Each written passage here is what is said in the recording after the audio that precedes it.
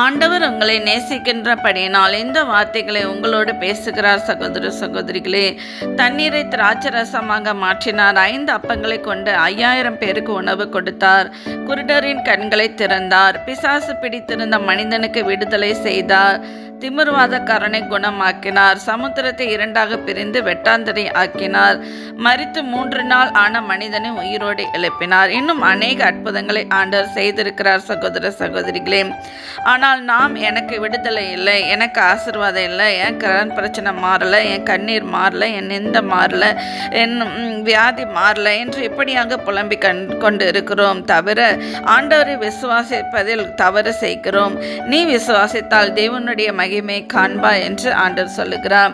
ஆண்டவர் மரித்த மனிதனை எழுப்பக்கூடுமானால் ஆண்டவருக்கு உங்களை வியாதியை மாற்றுவது லேசான காரியம். சகோதர சகோதரிகளே, ஆண்டவர் உங்கள் பணத்தையோ பொருளையோ காணிக்கையோ பார்க்கவதில்லை, உங்கள் விசுவாசத்தை தான் பார்க்கிறார்.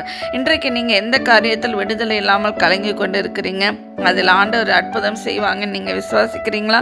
நீங்கள் விசுவாசித்தால் இன்றே அற்புதத்தை பெற்றுக்கொள்வீர்கள். விசுவாசியுங்கள். நன்றி. ஆமென்.